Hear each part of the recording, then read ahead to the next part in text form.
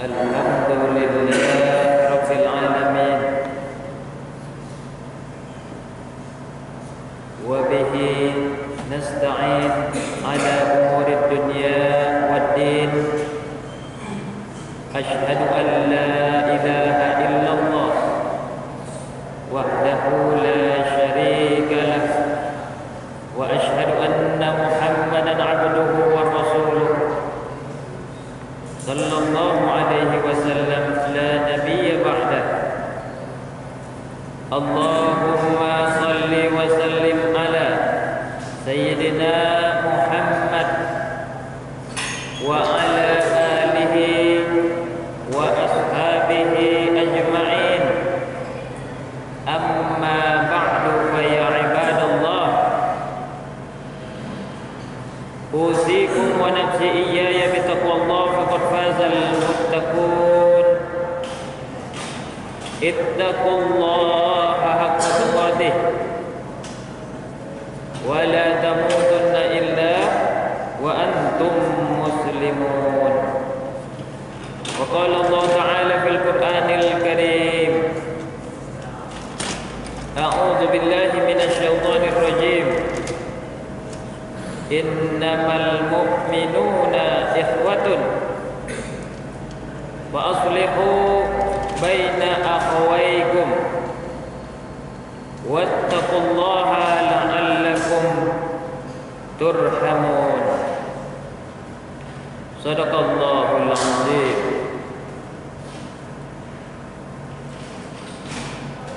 Kaum muslimin, sidang jamaah Jumat hadirin yang dimuliakan Allah. Di Jumat ini mari sama-sama kita tingkatkan takwa kepada Allah. Kita kerjakan perintah-perintah Allah. Kita tinggalkan larangan-larangan Allah. Bersyukur kita alhamdulillah rabbil alamin. Sampai detik ini Allah masih beri nikmat. Semua kita dapat nikmat di sini. Allah masih berikan kita oksigen, nafas. Allah masih berikan kita mendengar, melihat. Allah masih beri kita kesehatan. Walaupun masih kita dalam keadaan sedikit batuk-batuk, pilek, tapi dibanding orang yang terbaring di rumah sakit, banyak rumah sakit di Pekanbaru, kita tidak masuk daftar orang yang sakit. Allah masih berikan kita keamanan. Allah berikan juga kita iman, terpanggil hati kita dan melangkah sampai kita ke Masjid Al-Hidayah.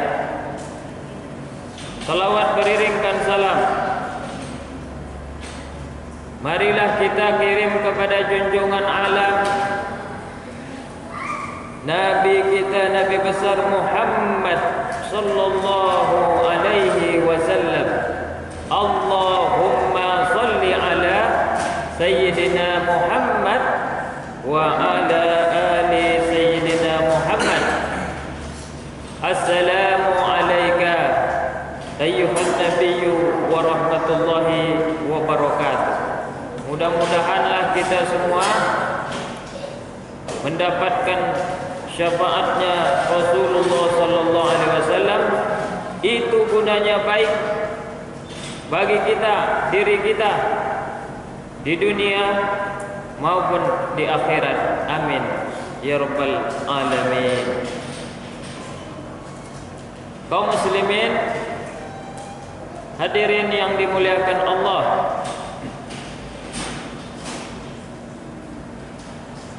orang-orang yang percaya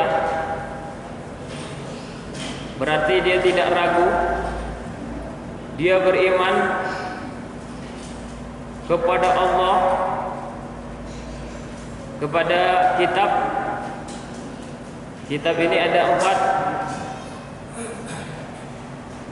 kepada Rasul-Rasul Allah dan hari akhir, itu sesungguhnya semuanya adalah saling bersaudara. Maka dikatakanlah Bismillahirrahmanirrahim, innamal mu'minuna ikhwatun. Dengan nama Allah yang Maha Pengasih, Maha Penyayang, sesungguhnya orang-orang yang beriman adalah saudara. Saya pergi ke Malaysia. Di Malaysia sholatnya sama. Sholat maghribnya 3 rakaat. Saya jalan-jalan di sekitar situ, sholatnya semuanya sama. Zuhurnya 4 rakaat. Saya ikut menjadi makmum pernah di sana, ditunjuk jadi imam pun pernah di sana. Tidak perlu saya tanya-tanya lagi berapa rakaat di sini, rupanya sama semuanya. Ini dijalinkan oleh ilmu pengetahuan yang telah ulama, guru-guru madrasah kita, ustadz kita kasih tahu kepada kita. Dan ini pun terjadi bisanya kompak, tidak saling selisih pendapat, karena kita ini rupanya satu dunia ini. Kalaulah kita beragama tauhid la ilaha illallah Muhammad Rasulullah, itu adalah saudara. Jalinan saudara inilah yang membentuk kita tidak mau banyak repot, tidak mau banyak debat, tidak saling berselisih paham, dan tetap sama-sama salam ke kanan, sama-sama salam ke kiri. Makanya kalau kita nengok ada saudara kita yang sedang tidak tegur sapa, ada kawan kerja yang tidak disenangi, ada misalnya tetangga yang menjauhi kita, atau dia memang saling berjauhan, tetangga kanan kita enggak saling sapa dengan tetangga kiri kita, oleh karena ada problem, entah problem anak, entah problem salah ucap. Sebagai seorang yang bersaudara, maksud saya seorang yang beriman, maka diperintahkan kita fa'aslihu, maka kalian solehkanlah. Aslihu ini maksudnya soleh. Soleh ini maksudnya apa? Hubungan. Orang yang kelahi itu pasti dia tidak mau berhubungan. Yang satu SMS, yang satu cuek. Yang satu ngajak, yang satu diam. Itu tidak ada hubungan namanya itu. Yang paling parahnya kalau adik kakak, memang namanya adalah saudara kandung, tapi kalau udah kayak gitu jadinya, ini tidak lagi ada hubungan yang harmonis. Maka solehkanlah, fa'aslihu. Maksud di sini hubungkanlah baina akhawaikum, antara orang yang tadi berkelahi tadi, antara orang yang tadi salah silih paham tadi, antara tadi kawan kerja yang menjauhi kita tadi atau dijauhi oleh kawan kita tadi. Hubungkanlah. Sepandai-pandainya apapun kita menghubungkan orang, itu besar pahalanya. Entah dengan cara ngajak mancing, boleh. Entah dengan cara adakan makan bersama, silakan. Maka Islam itu tidaklah kaku, monoton, sehingga dia tidak mau menghancurkan Islam itu dari umat Islamnya. Islam itu umat Islamnya harus satu, harus berhubungan, harus Ya kalau boleh dibilang harus kompak, sehidup dan semati. Ini bahasa saya. Karena Islam itu bukan hanya di dunia ini aja. Kalau kita udah meninggal, itu datang tetangga kita mendoakan kita sampai doanya. Ini keyakinan umat Islam. Bahkan saya bukanlah anak dari siapapun. Kalau ada orang-orang yang sudah tua meninggal, saya diundang, saya doakan orang tua itu sampai doa saya. Hubungannya jauh, masa depan. Makanya janganlah lagi jadi umat Islam itu yang suka bercerai-berai. Janganlah lagi jadi umat Islam itu yang suka gara-gara emosi, gara-gara kelompok, organisasi, geng, sehingga nggak mau lagi tegur sapa sesamanya. Apalagi dulunya sudah berkawan, kok sekarang gara-gara ikut ini, ikut itu, jadi malah menjadi lawan. Faslihu, maka hubungkanlah lagi, solehkanlah lagi. Kita kan mau semuanya anak soleh. Setiap kita ini kan anaknya cucu Adam. Saya anak cucu Adam. Jemaah ini adalah anak cucu Adam. Maka kita masing-masing harus jadi anak soleh, bukan anak yang suka bertengkar. Wattaqullah la'allakum turhamun. Takutnya itu bukan takut gengsi kita turun, takut kita duluan minta maaf, itu image, bukan.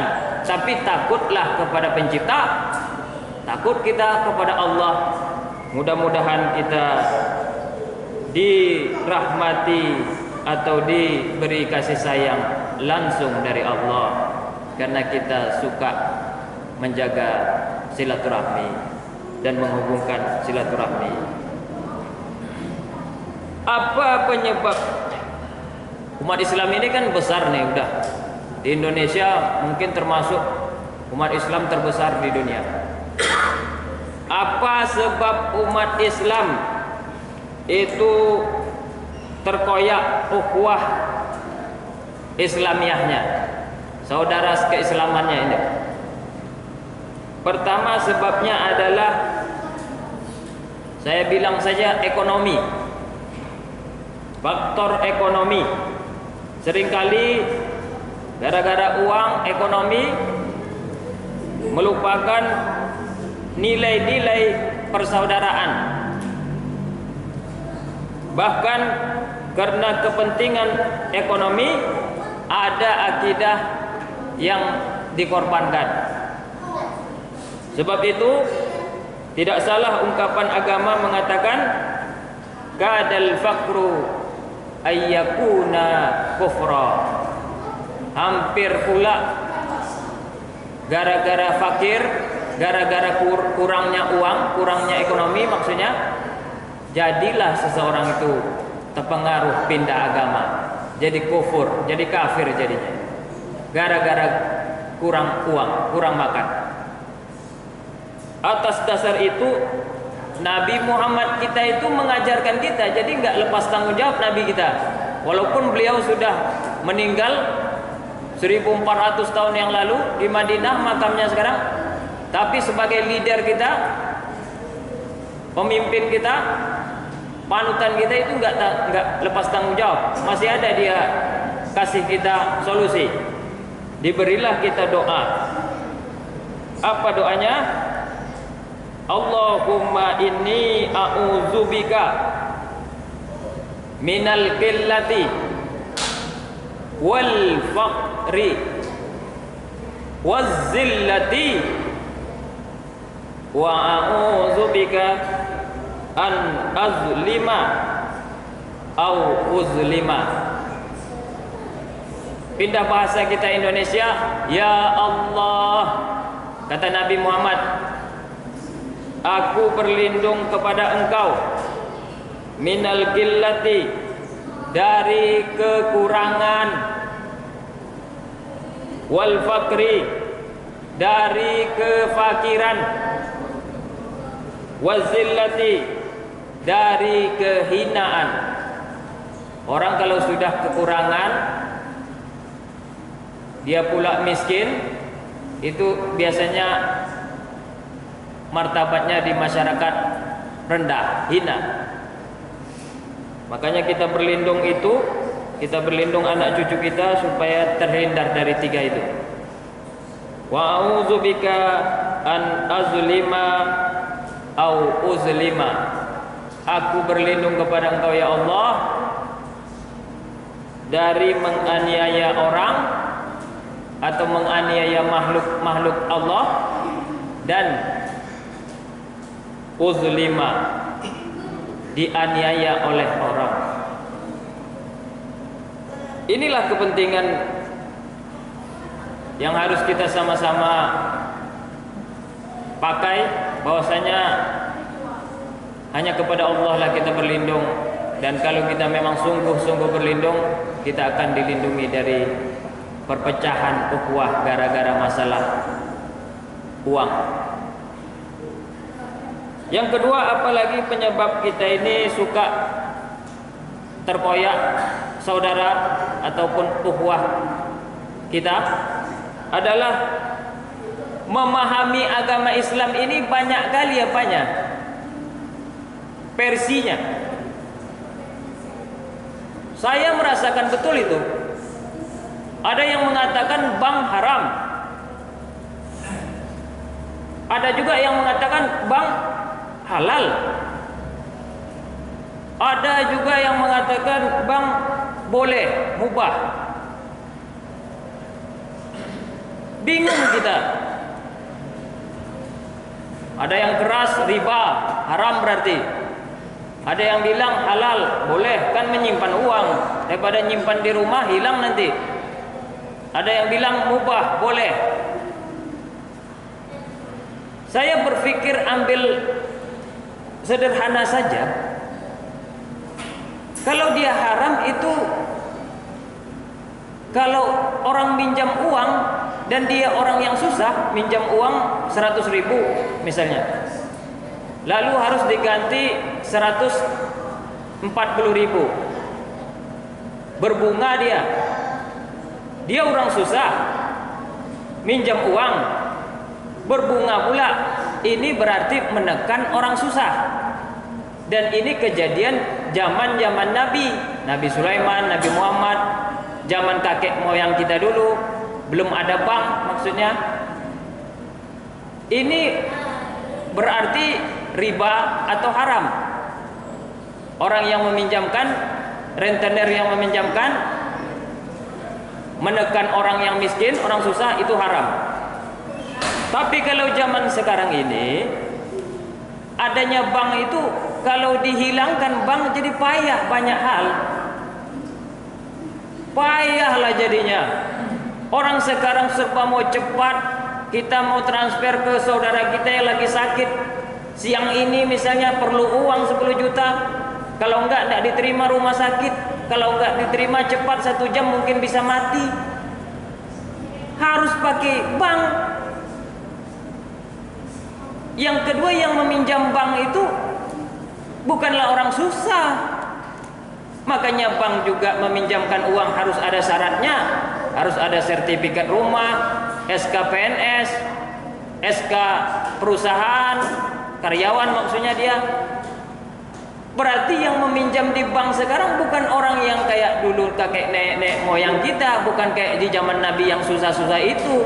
Orang yang meminjam uang di bank sekarang adalah orang yang punya juga. Orang yang punya rumah, orang yang punya BPKB, orang punya SK pekerjaan maksudnya, berarti orang yang berada. Ya apa salahnya bank diadakan tetap tanpa harus diharam-haramkan. Lah kalau kita misalnya punya solusi yang terbaik, pemikiran terbaik, Islam yang sesungguhnya itu tanpa bank, ya cari solusi lain. Jangan menakut-nakutkan umat Islam yang lain yang ada, yang memakai bank. Ini berarti mengganggu. Inilah terjadi terkoyaknya persaudaraan. Oleh karena itu hati-hati. Jangan cepat iya-iya saja.